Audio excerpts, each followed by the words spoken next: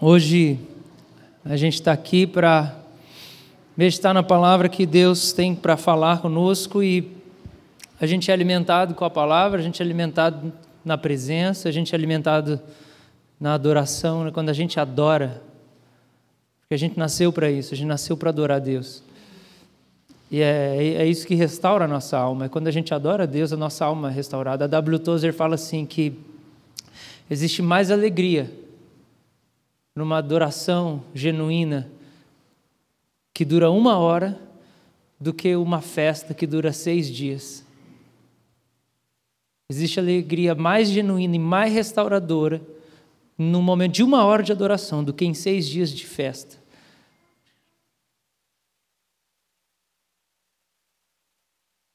Porque a adoração genuína, adoração de quebrantamento, aquele derramamento do seu coração, aquele reconhecimento de que a sua vida não vale nada se não for para adorar Jesus, para fazer a vontade de Jesus, para corresponder à glória de Jesus. Essa noção, esse temor na alma de poder dizer: Senhor, do jeito que eu sou, do jeito que eu estou, com os meus pecados, com os meus fracassos, com as minhas virtudes e as bênçãos, nada disso vale. Você, Jesus, está mais elevado que tudo. Ter essa disposição, adorar Jesus, isso restaura a alma e tem mais alegria nisso, no período de 1 hora, do que 6 dias de festa. Não tem nada como a presença do Senhor Jesus. Amém? É isso que o mundo precisa da presença de Jesus. É isso que as famílias precisam. É isso que os nossos queridos lá no presídio precisam. Eles precisam dessa presença de Jesus lá. Imagine se a gente conseguisse transplantar esse momento de adoração comunitária para uma cela.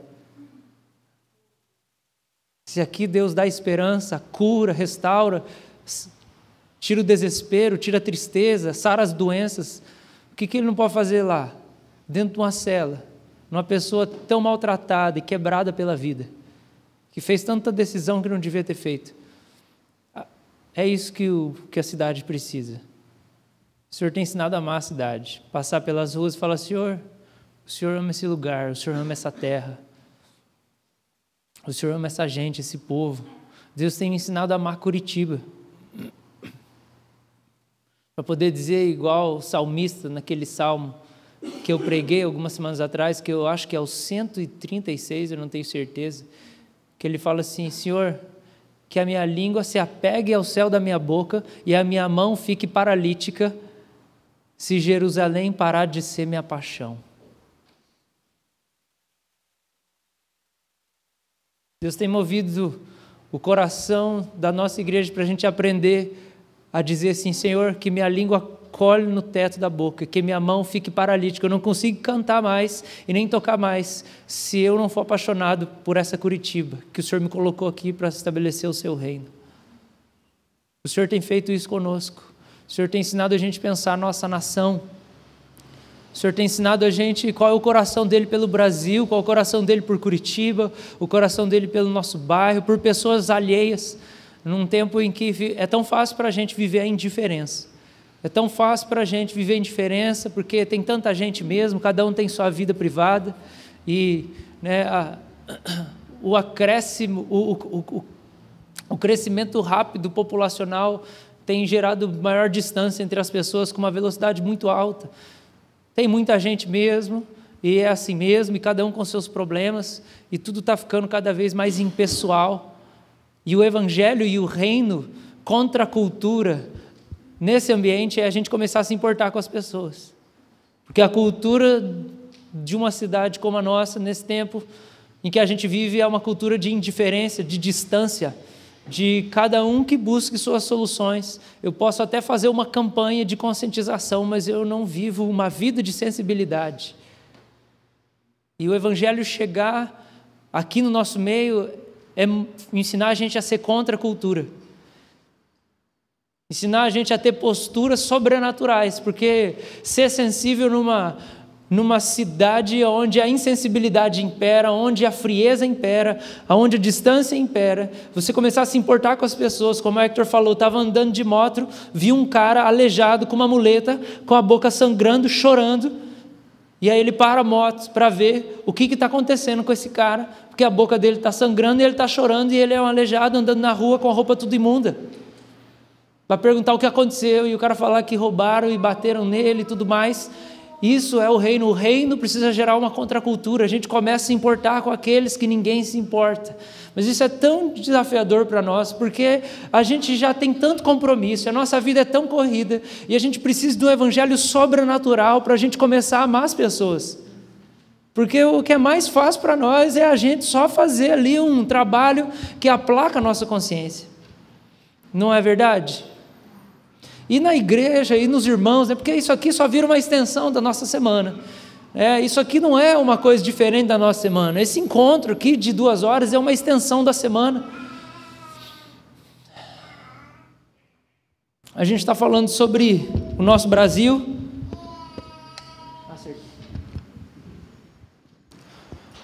E a gente está falando sobre um novo Brasil. E ainda trazendo à memória algumas reflexões que eu fiz sobre a leitura daquele livro grossão, que está sendo um desafio para mim. É o livro mais grosso que eu já tentei ler na minha vida. Deve ter sei lá quantas centenas de páginas, chamado Brasil, uma biografia, sobre a história do Brasil. Eu lembro de ler alguns relatos de como os navegantes que vieram fizeram alguns relatos acerca do Brasil quando eles chegaram, e alguns nada menos do que bizarros. Quando eles chegaram, viram os índios nus, viram as araras, viram toda aquela variedade, né, natural, e a imaginação deles foi muito longe.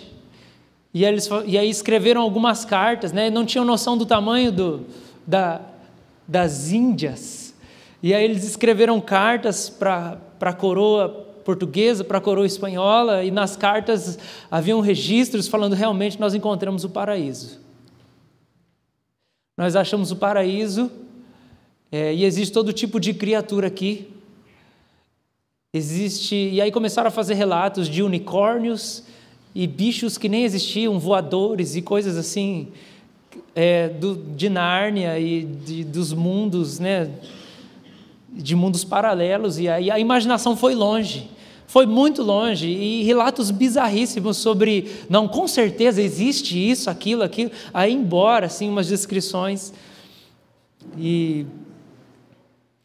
aí nisso, né, existe alguma parte do nosso hino nacional que faz a gente pensar sobre o que foi encontrado aqui. E a gente tem uma parte do hino que me veio à mente esses dias e me fez refletir, que é, né, deitado eternamente em berço esplêndido. E eu pensando, essa terra ela é um berço. O Brasil é um berço, a América Latina, a América do Sul é um berço, porque a variedade de tudo que Deus criou aqui é tão grande que a gente se deleita, né, nas paisagens, na variedade da flora, na variedade dos animais, em tudo que a gente encontra, né? E o Brasil é um país turístico por causa de toda essa variedade, né? Um berço esplêndido. Mas quando a gente reflete sobre isso, deitado eternamente em berço esplêndido, você já deve ter ouvido algumas críticas sobre esse verbinho, né, que é o primeiro verbo aí, né, de deitar. Você já deve ter ouvido algumas críticas acerca disso no nosso hino nacional, e eu queria ser um pouco, talvez, clichê, e bater em cima dessa tecla e dizer que a gente precisa fazer uma reflexão sobre o que a gente está fazendo nesse berço, onde Deus colocou a gente. Porque eu acho que descansar é um mandamento de Deus, Ele manda a gente descansar, mas ficar só deitado não dá certo, né? E aí ficar eternamente deitado, menos certo ainda, porque se a gente viver deitado, o que vai acontecer, né? Não vai acontecer nada, né? Vai acontecer o que está acontecendo, porque nós estamos deitados para caramba. E eu queria refletir com você um pouco sobre isso, falando sobre um novo Brasil. E, irmãos, o meu coração aqui está assim, cheio de alegria, cheio de graça. Eu estou cheio de Deus, igual você está aí, né? Esse tempo maravilhoso de adoração. Eu queria que a gente honrasse o nosso ministério de louvor. Vamos... Uhul!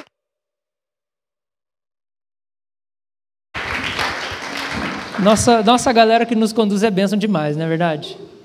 Deus nos proporciona momentos marcantes na presença, que a gente está sendo conduzido por gente de Deus.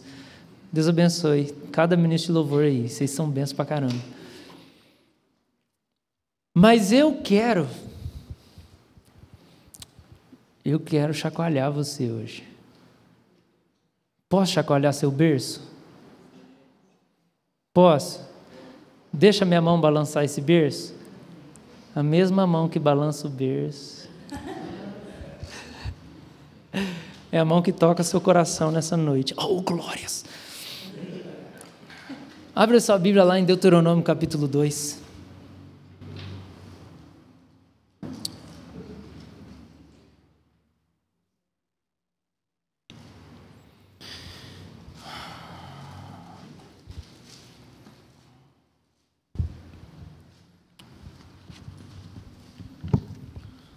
Nós vamos começar a refletir um pouco sobre esse negócio de estar deitado para sempre. E falando sobre estar deitado para sempre, eu queria falar que eu acredito que hoje no Brasil a gente tem uma parte da igreja que está secularizada. E é por isso que a igreja está deitada também.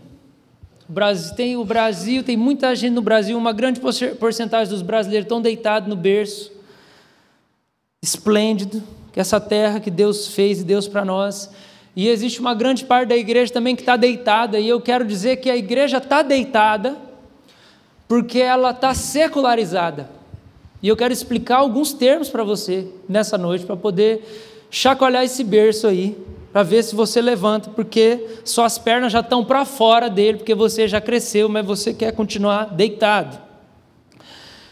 Mas talvez você possa pensar nesse berço como uma poltrona, e você vai ouvir nessa próxima hora de mensagem eu falar sobre poltrona, e quando eu falar sobre poltrona, eu vou falar sobre o berço, é a mesma coisa, você está entendendo? O berço e a poltrona é a mesma coisa. Então eu acredito que a igreja está deitada nesse berço, que é o Brasil, porque ela está secularizada, e aí quando a gente fala de igreja secularizada, vem o que é igreja secularizada? E igreja secularizada é uma igreja que abandonou seus absolutos. Isso é uma igreja secularizada.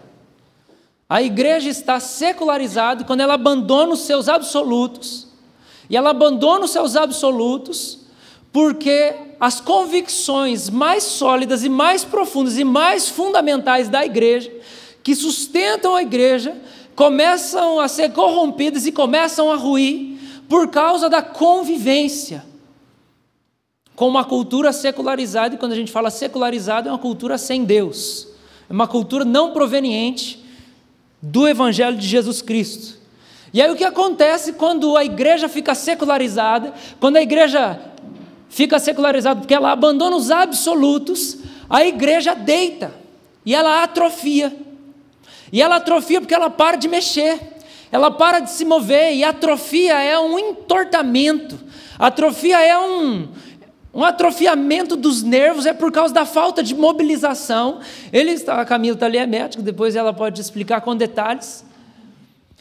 E a igreja atrofia, e vamos lá, fazer a lógica com você, vou repetir. A igreja está deitada porque ela secularizou, e ela está secularizada porque ela abandonou os absolutos, e aí quando ela abandona os absolutos, ela começa a atrofiar, porque são os absolutos da igreja, são as crenças mais fundamentais da igreja, que colocam a igreja em movimento, e impedem a igreja de ser só um círculo, um clube de convivência e de conveniência. Quando a igreja perde os absolutos, ela perde as crenças fundamentais dela, ela começa a atrofiar o seu amor, e tudo aquilo que ela deveria fazer, à semelhança de Jesus. E aí ela deita, e ela senta na poltrona, e aí ela fica lá no berço.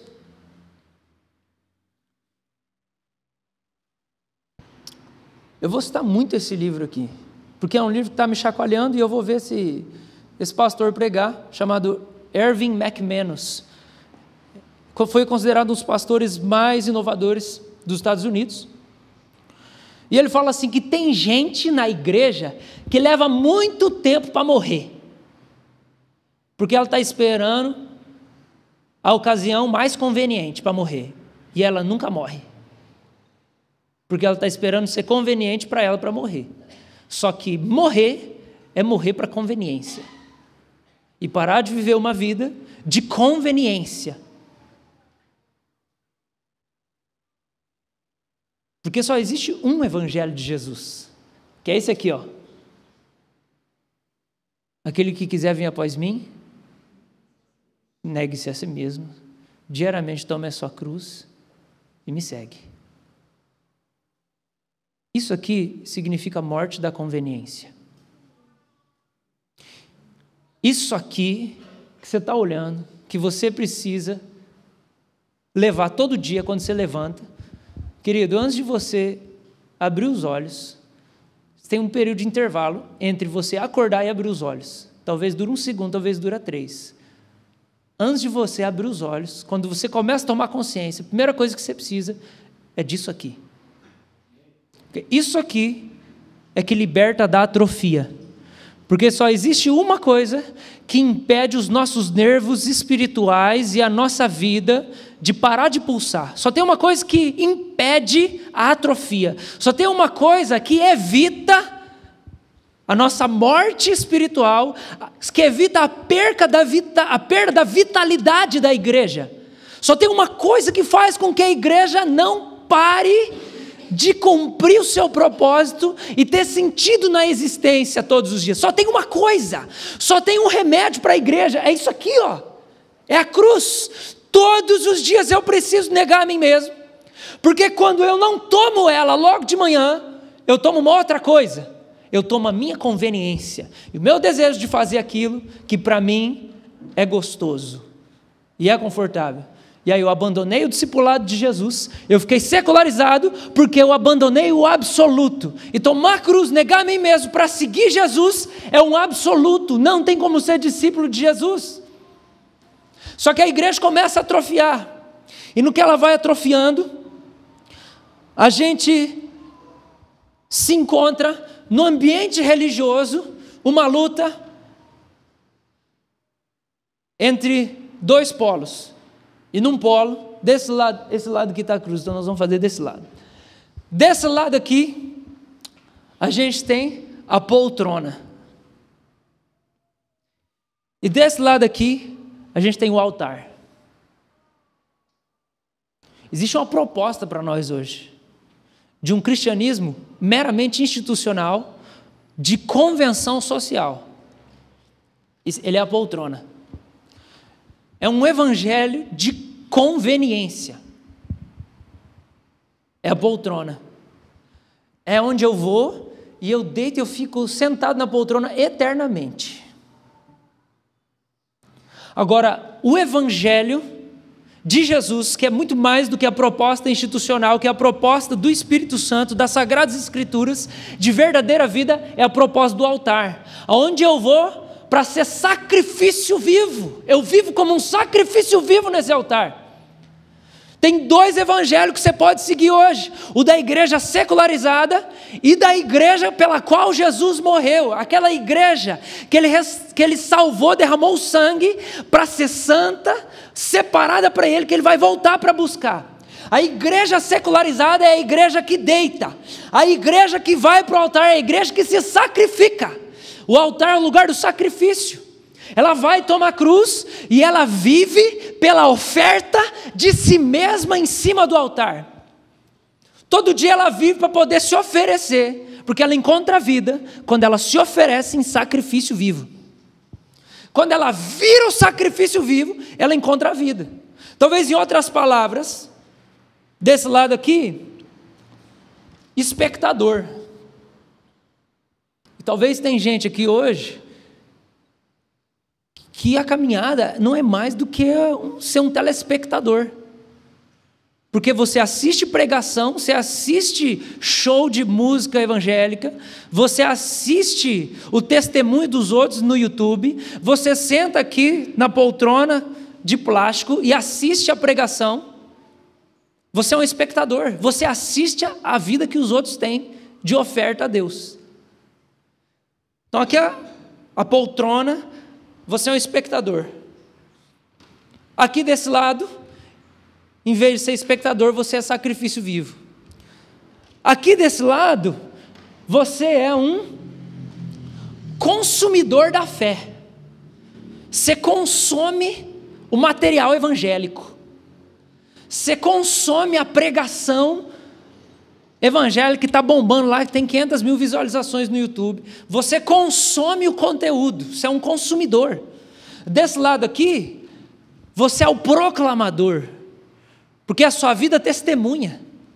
Então você tem o altar, você tem a cruz, você tem o evangelho, a igreja pela qual Jesus morreu e a proposta de vida de tomar a cruz e seguir.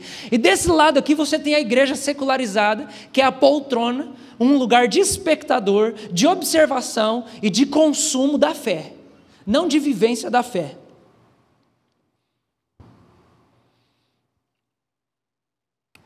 Qual que é o problema da gente estar deitado eternamente no berço esplêndido e a gente está lá na poltrona? O problema é que, quando a gente fica na poltrona,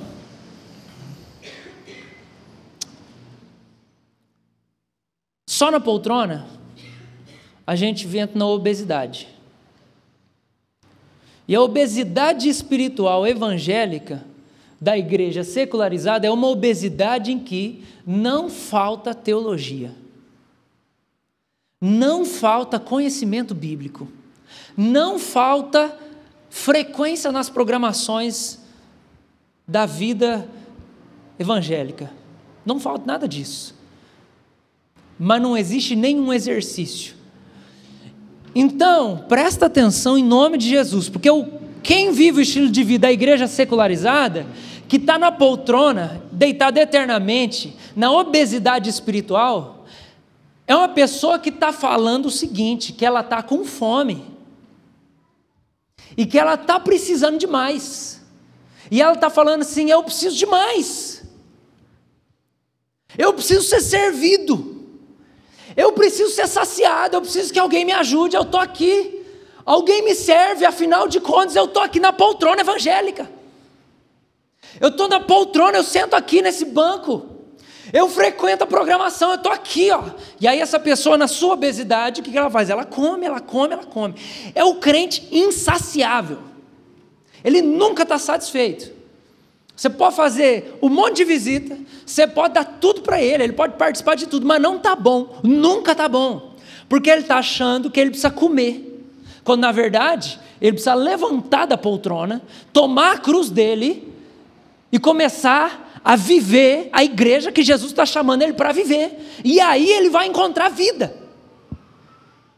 Ele precisa deixar na cruz toda a conveniência e o conforto, ele precisa resgatar o absoluto da caminhada,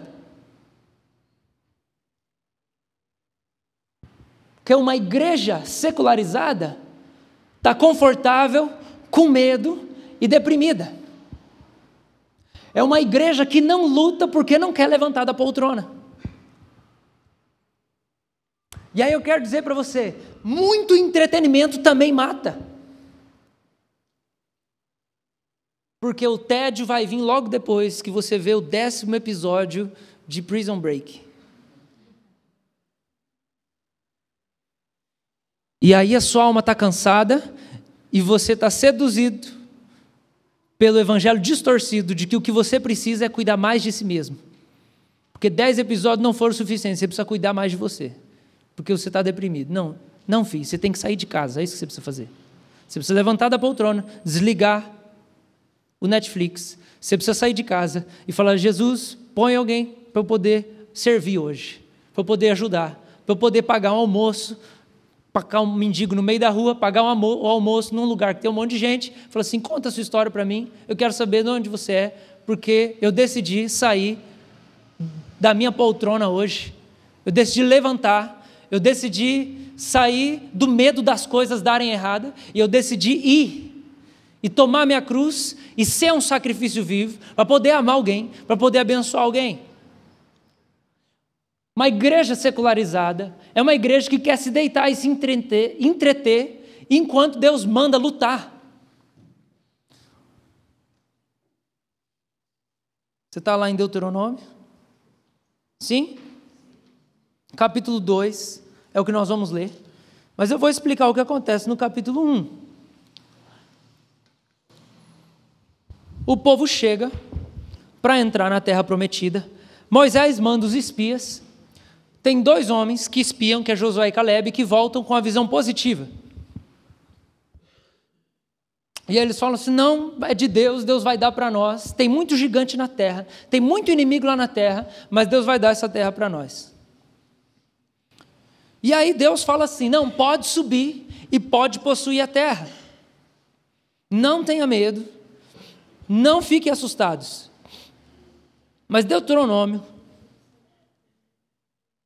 capítulo 1, verso 26, fala assim, porém vós, Deuteronômio 1, 26, porém vós não quisestes subir, mas fostes rebeldes à ordem do Senhor vosso Deus.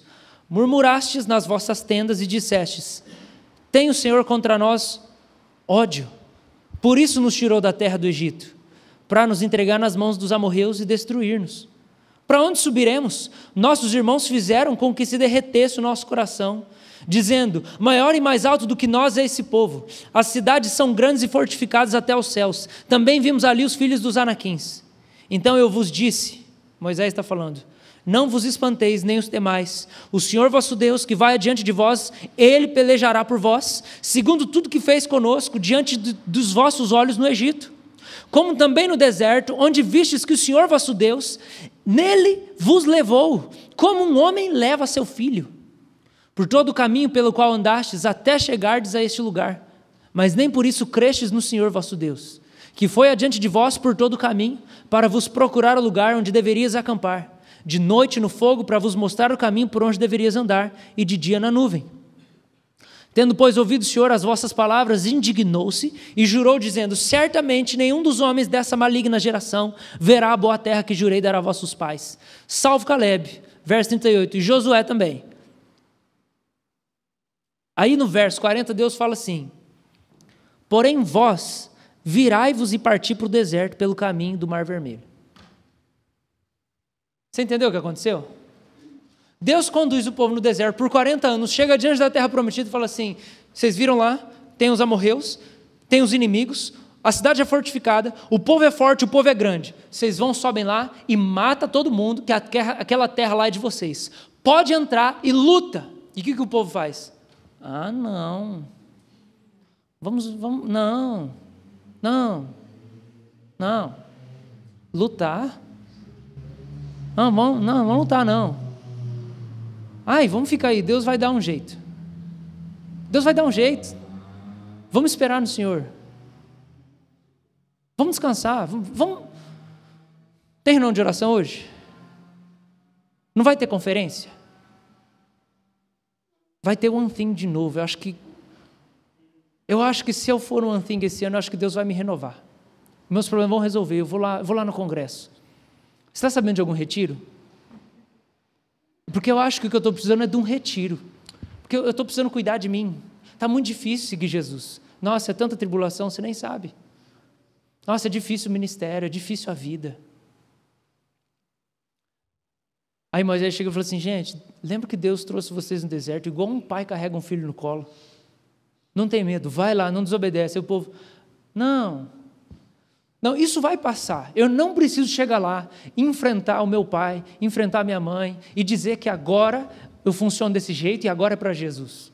Eu não preciso chegar e delimitar como as coisas vão ser no meu relacionamento agora. Eu não preciso chegar e conversar com o meu chefe que a partir de agora funciona diferente.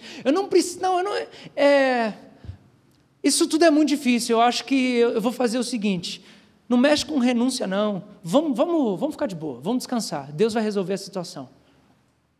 Aí Deus fala, então tá bom, gente. Vocês não vão lutar? Vocês vão ficar na poltrona? Então tá bom. Então ninguém vai entrar na terra. Só Josué e Caleb vão entrar. Vocês vão fazer o seguinte, meia volta e volta lá para o caminho de onde vocês vieram no deserto. Eu falei 2 vezes, vocês não vão? Então vocês vão voltar o caminho de volta. Aí o que acontece no verso 41? Então, respondestes e dissestes, meu Deus, pecamos contra Deus, Ele está mandando nós voltar. Não, nós vamos fazer o seguinte, olha lá, nós subiremos e pelejaremos, segundo tudo que ordenou o Senhor nosso Deus. Então o que o povo falou? Não, agora nós vamos obedecer. Não. Tá bom, Deus, tá bom. Já que você está falando que é para nós voltar tudo... Não. Então tá bom, então agora nós vamos. Aí o que o povo fez? Então agora a gente vai. Aí o que ele fala? Vocês se armaram, cada um dos seus instrumentos de guerra, e se mostraram temerários em subindo a região montanhosa. Então, vocês pegaram o instrumento de guerra e foram com medo, mas não, agora nós vamos então. Então agora nós vamos obedecer a Deus. Então vamos. Cheio de medo, pegaram as armas e foram. Verso 42. Disse-me o Senhor, dize-lhes, não subais, não pelejeis, pois eu não estou no meio de vós, para que não sejais derrotados diante dos vossos inimigos. Olha o que Deus falou. Não, gente, agora não, porque agora a minha ordem é que vocês vão voltar. Vocês não vão mais subir agora. Eu falei para vocês que vocês não vão subir, ninguém vai entrar lá. Pode voltar embora. Não suba, porque eu não estou com vocês. Vocês vão morrer. Aí o verso 43. Assim vos falei, e não escutastes. Antes, fostes rebeldes às ordens do Senhor, e presunçosos, e subistes as montanhas. E os amorreus que habitavam naquela região montanhosa vos saíram ao encontro, e vos perseguiram como fizeram as abelhas, e vos derrotaram desde Seir a Orna. Tornaste-vos, pois, e chorastes perante o Senhor, porém o Senhor não vos ouviu, e não inclinou os ouvidos a vós outros, e assim permaneceram muitos dias lamentando em Cádiz. Você entendeu o cenário? Você entendeu o cenário, sim ou não? Deus deu uma ordem, falou assim, luta, o povo. Ah, não. Luta. Ah, não, Deus é poderoso, Ele faz nuvem aí no deserto, coluna de fogo, mata os inimigos, os carros do faraó. Não vamos lutar, não. Deus resolve.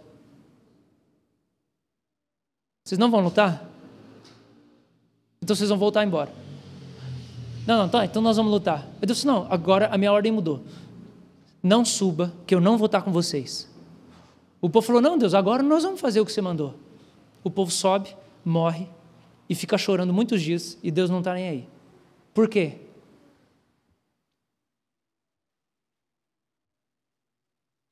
Porque toda obediência tem prazo. Você não obedece na hora que você quer. Você obedece na hora que Deus manda. E se a gente tem preguiça de carregar a cruz, no momento que Jesus está falando, agora você vai ter que dar mais de você, depois vai ser tarde demais para você obedecer. E aí na hora que Deus muda a ordem, falou assim, beleza, você perdeu a chance, agora volta embora, que nós vamos dar outro jeito. Aí o povo falou assim, não, agora nós vamos fazer. Não, querido, a palavra que Deus deu ontem era para ontem, se hoje Ele está falando outra coisa, é outra coisa. Aí o povo vai lá e se rebela contra Deus e vai para a guerra e morre. E aí Deus não ouve, por quê? Porque eles foram rebeldes na hora que Deus mandou. E aí na hora que Deus mandou para eles não fazerem, eles foram rebeldes também. Então o que a gente vive hoje como igreja secularizada? Como igreja secularizada, a gente tem uma igreja que quer deitar e se entreter enquanto Deus manda lutar. E aí quando as coisas sucumbem na vida e tudo começa a dar errado, faz o quê? Começa a chorar. Deus, por que você não me escuta? Deus, por que você não me ouve? Deus, eu estou aqui clamando. Deus, eu estou aqui chorando. Deus, eu estou aqui buscando. Por que você não ouve? Não, porque eu mandei lá atrás. Quando eu mandei, você não fez. Aí depois você foi fazer, mas não era isso que eu queria que você fizesse.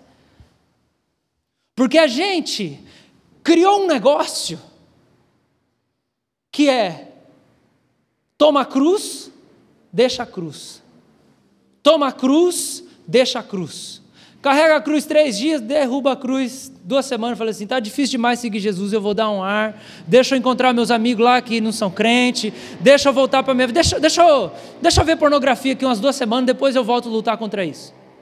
Deixa eu brigar aqui uns 3 dias com a minha mulher dentro de casa, com meu marido, deixa eu ser egoísta aqui uns 3 dias, depois eu volto. Aí o que acontece? O que acontece é que num dia desse que você está lá, né, falando assim, Deus, não vou mais, me dá um ar aqui porque eu preciso descansar, porque caminhar com o Senhor não é descanso, é só trabalho, o Senhor não está preocupado comigo, o Senhor só quer fazer as suas coisas. Num dia desses, tem uma guerra para você lutar.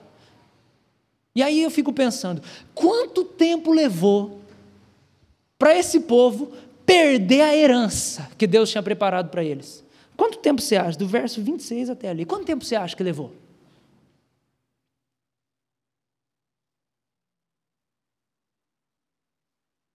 Quanto tempo você acha? O que acontece entre o verso 26 e o verso 34? Uma conversa, né? Acontece uma conversa. Deus chega e fala assim, sobe. Não, nós estamos com medo. Não. Por que Deus está bravo com a gente? Está mandando a gente lutar? Você percebe a concepção que a gente está tendo do Evangelho na igreja secularizada? Irmão, olha aqui para mim, em nome de Jesus, abre o seu coração, fala assim, Jesus, fala comigo, por favor. Mostra o que está no meu coração. Você consegue enxergar isso? De novo, olha lá.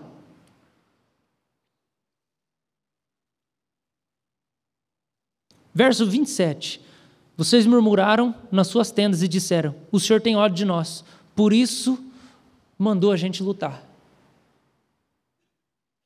Olha aqui para mim, em nome de Jesus, uma igreja secularizada que abandonou os absolutos está dizendo que Deus odeia ela porque está mandando elas lutarem. Porque nós estamos com um evangelho tão distorcido, de que o evangelho é conveniência para mim, que quando Deus fala, queima essa poltrona e pega a sua cruz, você pensa, Deus está me castigando. Deus está me castigando. Porque se Ele me amasse de verdade, eu não ia estar passando por esse problema que eu estou passando. Deus me odeia. Porque se Ele me amasse, eu não ia ter que lidar com essas situações dentro da minha família. Não, meu filho, não é isso. É que você não entendeu o Evangelho. Porque o Evangelho não é uma poltrona, o Evangelho é uma cruz. E o que desde que você disse que você se converteu, desde aquele dia que você disse que você se converteu, o que Ele está falando para você é 3 palavras. Queima essa poltrona. Põe fogo nessa poltrona, queima esse berço, porque agora só existe uma vida para você, só existe um caminho para você. Carrega a sua cruz, nega-se a si mesmo e me segue.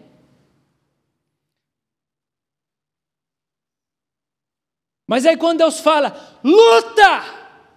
Agora você luta aí para matar o pecado no seu coração. Para matar essa ingratidão que você tem. Para matar essa mágoa que você tem. Luta com você. Põe a boca no pó aí, vamos lá. Vamos lá, meu filho. Jejue até você começar a amar essa mulher. Jejue até você ter amor pelos seus pais, pelos seus filhos. Jejue até você parar de brigar com Deus, porque Ele não faz a sua vontade, porque Deus é Ele, não você. O problema está no seu coração, luta contra esses inimigos. Aí você fala assim, Deus está bravo comigo. Aí você fala assim, não vou. Aí Deus fala, beleza. Então você vai embora, você volta. Você vai voltar então. Aí um dia você fala assim, não Deus, agora eu vou. Deus, não, agora passou, meu filho. Passou.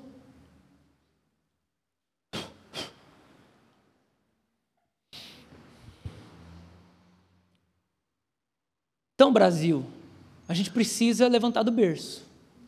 Então, igreja, a gente precisa voltar para os absolutos do Evangelho. Queima essa poltrona, levanta e luta. Eu quero te ajudar a enxergar evidências de que é o próprio Deus que conduz as adversidades da sua vida. Vai no capítulo 2. Agora Deus manda o povo voltar. O povo fica chorando um monte de dia lá porque Deus não fez. Aí o povo começa a voltar. Aí quando eles começam a voltar, eles vão atravessar um lugar lá. E aí Deus dá uma palavra para eles. E a palavra que Deus dá, aí agora vai ser a segunda vez. Está lá no verso 24. Deuteronômio 2, 24.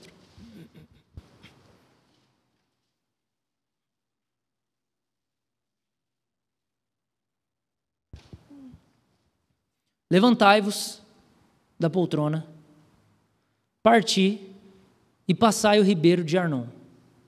Eis aqui na tua mão tenho dado a Seom, amorreu, rei de Esmom e a sua terra. Passa a possuí-la, contende com eles em peleja. Hoje começarei a meter o terror e o medo de ti aos povos, que estão debaixo de todo o céu. Os que ouvirem a tua fama tremerão diante de ti e se angustiarão. Eu voltei para a revista atualizada hoje só para me despedir. Vocês entenderam? Repetiu a ordem. Deus falou então, lembra aquela ordem que eu dei, vocês não quiseram fazer, aí vocês foram fazer na hora errada, morreu um monte de gente. Então, vamos ver se vocês entenderam. Eu vou dar ela de novo. Levanta, queima essa poltrona, sai da vida de conveniência, sai do evangelho secularizado, mentiroso, que não é o evangelho da vida, que é o evangelho de um conforto falso. Luta a luta que você tem que lutar. Luta os inimigos da sua casa. Luta, para alguns aqui, o inimigo que Deus está falando, levanta e luta, é a superficialidade nos relacionamentos dentro da sua própria casa. Que vocês nunca tocam no assunto de verdade. Vocês nunca falam do que precisam falar com suas famílias. E Deus está falando, levanta e luta. Para alguns aqui, são relacionamentos dentro da própria igreja. Do círculo de convivência, Deus está falando, levanta e vence o inimigo do sorriso amarelo, da superficialidade. Luta contra seu orgulho. Luta contra o inimigo da sua alma, do seu coração. E para alguns aqui, o que Deus está falando é, levanta e luta contra a injustiça. Levanta e luta contra a pobreza. Levanta e luta contra aqueles que estão perecendo e ninguém se compadece deles. Levanta e se compadece. Vive por uma outra pessoa. Levanta e começa a falar de Jesus para alguém que você sabe que está perdido em desespero e você tem medo de ofender essa pessoa. Deus está falando, levanta e luta. Eu vou falar mais uma vez, é mais uma chance. Levanta, queima essa poltrona de relação, de conveniência. Toma a sua cruz e luta, porque eu estou dando vitória para você. Pode começar a contenda. Só que aí quando você lê o verso 26, você fala, eu não acredito. Moisés, então, mandou mensageiros, desde o deserto de Quedemote a Seom, rei de Esbom, com palavras de paz. O que fala no NVT? Proposta de paz? Olha lá, gente. Você está vendo? Se você fala, gente, vamos lá de novo, eu vou falar de novo. Você vai levantar, você vai lutar. Aí Moisés. Gente, já sei. Vamos fazer o seguinte. Chama os mensageiros aqui. Os mensageiros, os portadores das notícias. Os portadores das novas. Chama os pregadores aqui. Chama aqueles que vão anunciar. Chama eles aqui. Fala assim, gente, seguinte, nós temos uma terra ali que Deus mandou a gente lutar e tomar ela para nós. Faz uma proposta bem pacífica para eles e diz assim, deixa-me passar pela tua terra, somente pela entrada. Só pela entrada eu irei. Não me desviarei para a direita nem para a esquerda. A comida que eu comer, você vai me vender por dinheiro. E a água também, você vai me vender por dinheiro. Só me deixa passar a pé, como fizeram comigo os filhos de Esaú, que habitam em Seir, e os moabitas, que habitam em Ar, até que eu passe no Jordão, a terra que o Senhor nosso Deus nos dá. Olha lá, o que Moisés está fazendo? Evitando conflito. Ele não quer conflito. Um pouco antes disso, eles vão passar por essa terra aqui que ele acabou de citar. E quando eles vão passar, a instrução de Deus é, quando vocês for passar lá, vocês falam assim, nós vamos pagar a comida, nós vamos pagar a água, só deixa a gente passar. Deus falou assim, tá bom, filho, Deus é misericórdia, viu? Ele falou assim, tá bom, filho, vai lá, você não vai brigar não. Paga tudo com a comida e passa na paz. Aí chegou uma outra terra para atravessar, ele falou assim, então, agora nós vamos voltar lá. E agora vai ser diferente. Aí o que Moisés faz? Ele fala, vou repetir de novo. Não, porque nós temos que viver assim, tudo em harmonia. Não tem guerra. Não existe limite. Aí o que acontece com a proposta de Moisés? Verso 30. Mas Seom, rei de Esbom, não nos quis deixar passar por sua terra. Por quê? O Senhor teu Deus endureceu seu coração e o fez obstinado, o seu espírito, para dar nas mãos, como hoje se vê. Disse-me, pois, o Senhor, eis aqui, tenho começado a dar-te Sião e a tua terra, e passa a desapossá-la para ocupares o país. Então Sião saiu-nos ao encontro, e ele, todo o povo, a peleja. E o Senhor nosso Deus nos entregou e derrotamos, ele e seus filhos, todo o seu povo. O que Deus fez? Porque o povo não estava querendo lutar, o povo estava querendo ficar confortável. Deus foi lá e endureceu o coração dos outros. Você está entendendo em nome de Jesus? Vamos lá, irmãos. Por que a igreja passa por problema? É porque Jesus não morreu por nós? Ou é porque Deus está querendo ensinar a gente alguma coisa? Por que você tem problema na sua vida? Por que tem gente na sua vida com o coração endurecido? Por que você está passando por tanta circunstância atribulada? É porque Jesus não gosta de você, porque Deus não gosta de você, ou porque Ele está querendo te ensinar a lutar, ou porque Ele está querendo te dar voz, ou porque Ele está querendo te colocar numa posição em que você vai aprender, e você vai confiar nele, e você vai entender que Deus te chamou não só para você ficar lá e não fazer nada, mas para você se levantar, para você guerrear, para você trabalhar, para você vencer os obstáculos, para você carregar a sua cruz, para você vencer os inimigos, para você vencer aquilo que está te atormentando, para você pisar a cabeça do diabo de verdade mesmo, para você parar de ser pisoteado pelas pessoas o tempo todo, enquanto Deus está dizendo para você, abra sua boca, se posiciona, fala do meu evangelho. Agora, por que a igreja está vivendo isso? Um dos motivos pelos quais a igreja está vivendo isso é a situação que a gente vive hoje, numa multiculturalidade. E eu vou dizer um negócio aqui para nós que é uma perspectiva mais sociológica, e aqui eu estou falando do nosso Brasil, porque nós fomos ensinados a ser igreja num padrão rural, irmãos. E nós aqui ainda somos uma igreja muito rural em muitos aspectos. Que é uma igreja que tem o seu gueto, não uma igreja da cidade. E como uma igreja rural, no meio da roça, a gente aprende o evangelho monocultural, onde a gente sabe falar de Jesus para as pessoas que a gente sabe assim, a gente acredita que ela já tem o pressuposto de que céu e inferno existe. De que ela já tem o pressuposto de que a Bíblia é a inerrante palavra de Deus, de que ela já tem o pressuposto de que Deus é uma só pessoa, e Ele é o Criador dos céus e da terra. E aí a gente vai evangelizar e fala assim, para onde você vai depois que você morrer? Para o céu ou para o inferno? Aí o cara, não sei. E aí a gente aprendeu, como igreja rural, a evangelizar pessoas que a gente tem o nosso entendimento de que elas já acreditam em tudo que a gente acredita, elas só não vivem. Só que o que está acontecendo? Nós estamos morando numa cidade, e a cidade não para de crescer, e o planeta Terra está cada dia mais pesado, porque está tendo uma explosão populacional. Só que com isso, e aí a globalização, e aí a imigração, e a migração, e toda essa miscigenação cultural que a gente vive, agora a gente não convive só com cristão. E essa é a realidade da cidade, cada dia mais. Eu não estou falando de uma coisa que aconteceu no ano passado.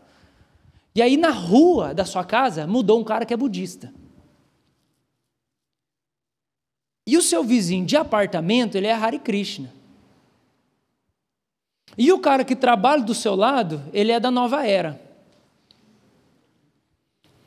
E aí você descobriu outra coisa. você descobriu o seguinte, que quando você só convivia com crente, você tinha certeza absoluta que quem não era cristão, tinha outra religião, era tudo do Satanás e era possuído ainda. E você tinha certeza, ele vai para o inferno, porque ele não acredita em Jesus. E é tudo perdido, ele é 100% depravado. Mas aí você começou a conviver com ele, e aí começou a ficar mais difícil. Você descobriu que ele é inteligente, você descobriu que ele é uma pessoa sensível, você descobriu que ele é uma pessoa amorosa, você descobriu que ele é um bom profissional. E você descobriu que parece que ele nem precisa de Jesus. Porque ele é um marido fiel, e a vida dele é maravilhosa e tal, e você fala, caramba, né? E ele é um empresário bem-sucedido. E aí você começou a conviver com ele, você começou a pensar, será que ele vai para o inferno mesmo? É uma pessoa tão boa. Eu estou até aprendendo um monte de coisa com ele. Será que Jesus é o único caminho? Aí você começou a conviver com o budista. E aí o budista chocou você, porque a espiritualidade ocupa um espaço muito maior na vida dele do que na sua. E a devoção na vida dele é muito mais forte do que na sua vida. Porque o corpo dele é marcado pela devoção dele. A alimentação dele é marcada pela devoção dele. Você não fuma, não usa droga, mas você come igual um condenado. Você é todo indisciplinado, não cuida da sua saúde. Isso é tudo desorganizado. Não, mas eu sou um discípulo de Jesus, mas a vida do cara representa um estilo de vida mais saudável e parece que é mais redentivo do que o seu. E aí você pensa assim, será que Jesus é o único caminho mesmo? Porque não está sendo, parece, né? E aí a gente descobre que era mais fácil ter os absolutos da igreja quando você só se relacionava com quem era crente e acreditava na mesma coisa que você.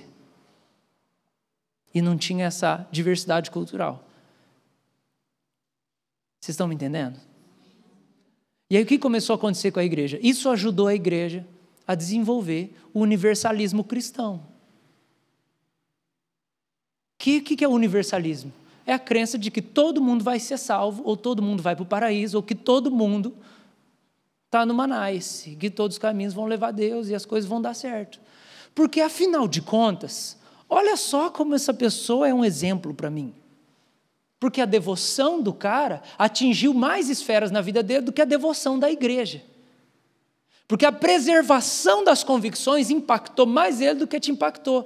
E aí a gente de repente se viu numa sinuca e a igreja foi ficando secularizada, porque aquilo que era absoluto, aquilo que era convicção, Jesus é o único caminho, sem Jesus não há salvação, sem Jesus é perdição eterna, é o juízo de Deus que vai ter, e eu sou um filho amado de Deus por causa de Jesus somente, e eu não mereço nada, e tudo isso que é a base do evangelho.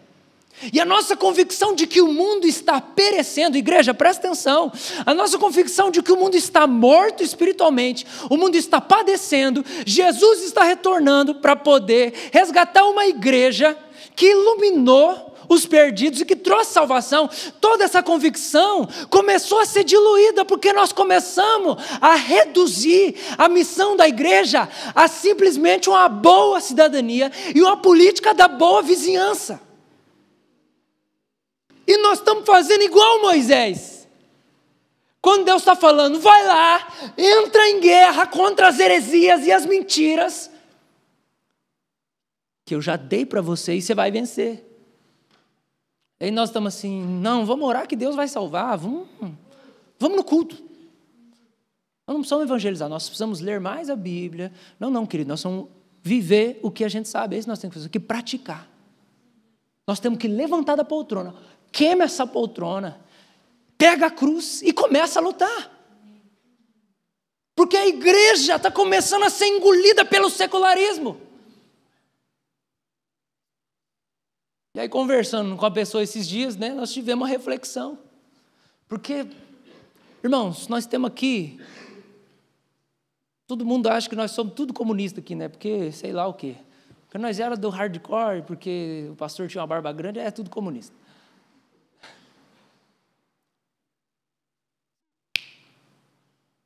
Se a gente parar para abrir um pouco os nossos olhos, a gente vai perceber que talvez a maior parte dos momentos em que Deus manda a gente lutar, a gente está recuando, porque a gente não quer ser um crente bitolado que ofende e que é desconfortável para as pessoas. E a gente está comprando a ideia de que o evangelho não tem que entrar na escola. A gente está comprando a ideia de que o evangelho não tem que entrar nas instituições, de que o evangelho não tem que entrar nos lugares onde as pessoas estão. E na empresa, não, aqui a empresa não é lugar disso, não, meu querido, é tempo e é fora de tempo. Paulo quase foi assassinado muitas vezes porque ele levou o evangelho no lugar que as pessoas não queriam, e a lei do país falava que era proibido pregar outro Deus. Aí ele chega lá e prega contra Diana, os caras quase matam ele, porque ele sabia, os absolutos estavam cravados dentro da alma dele. Ele não estava recuando para a luta filosófica, pensando assim, não é assim também, nós vamos ter paz com o mundo, nós precisamos ter paz, é um tratado de paz. Não é tratado de paz. Eu vivo e morro por esses absolutos, e eu preciso falar para você e ferir o seu coração, dizendo que você só vai ser salvo através de Cristo. Mesmo que você não tenha ninguém que use droga na sua família, você está morto, você está perdido, você precisa de redenção, porque existe um único Deus sentado no alto sublime trono, e você não agrada a Ele sem a mediação de Jesus. E essa é a primeira realidade na qual a gente vive, é a realidade de quem é Cristo. E a igreja precisa levantar da poltrona, queimar essa poltrona, tomar a cruz e lutar e ir. E a gente precisa parar de ser covarde na nossa luta ideológica. Nós precisamos parar de ser covarde, irmãos. As escolas precisam sim que gente cheia do Espírito entre lá e anuncie o Cristo. As empresas precisam sim. Agora, a instituição igreja, a igreja que é só instituição, sem vida, secularizada, está corrompida, assim como muitos cristãos na política. Mas isso não quer dizer que a gente não precise de cristãos cheios do Espírito Santo na esfera política. Não estou vendo muitos aí sendo candidatos, mas a gente precisa, e a gente não pode achar que é outra resposta para o nosso Brasilzão. Vocês estão comigo, irmãos? Estão me entendendo? Em nome de Jesus? Porque nós precisamos vencer a covardia, que nós estamos igual aqui, Deus assim, sobe. Não, vamos na paz. Não é paz não, filho.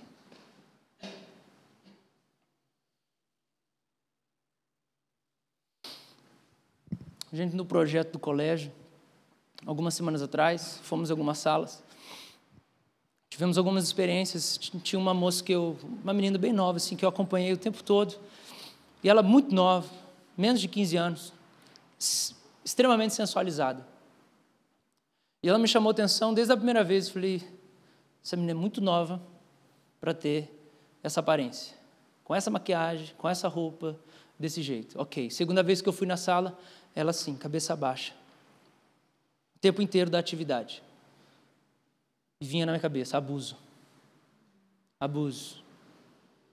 Falei, Espírito Santo, eu vou honrar o Senhor, eu preciso honrar a sua voz. Espírito Santo não é só para a gente isso não é só para a hora do culto, irmãos. Espírito Santo é para a vida, é para segunda-feira. Aí acabou, ela sentou, eu cheguei, coloquei a mão no braço dela e falei assim, as coisas não estão bem na sua casa, né? Ela começou, sabe aquela lágrima grossa? Ela só piscou assim, dos 2 olhos. Eu falei, vamos conversar no recreio? Ela, vamos. Sentei com ela no recreio, ela sentou do meu lado, começou a chorar. Eu falei, o que está acontecendo? Ela não abriu coisas da família, não quis falar, não tocou no assunto, mas eu falei, o que é? Ela falou assim, de repente, todo dia eu sinto uma tristeza muito grande. Eu falei, o que você pensa sobre Deus? Você já pensou em Deus? Lembrei da minha adolescência, lembrei do vazio que eu sentia quando eu tinha a idade dela. Ela falou, quase todo dia eu deito na minha cama à noite, eu fico pensando se Deus existe, se Ele me ama ou não. Eu falei, então eu vou falar, Deus existe, o nome dele é Jesus, Ele ama você, Ele morreu para te perdoar. Eu comecei a ministrar o evangelho de Jesus para ela. Ela começou a chorar. Eu falei, você fala com ele? Eu falei assim, não. Fui na igreja um tempo, mas não. Eu falei, você quer que Deus more dentro de você? Ela quer. Eu falei, então eu vou ajudar você a falar com ele. Você quer? Ela falou, quero. Ela orou, recebeu Jesus. Passei umas pregações minhas no YouTube já. E aí falei, aqui, ó, esse aí é a gente. A gente está aí porque você precisar. Eu voltei daquele dia e falei, Senhor, isso aqui é muito pequeno, mas Deus, é isso, Deus. Não é tanto faz, irmãos, não é tanto faz. Não é tanto faz.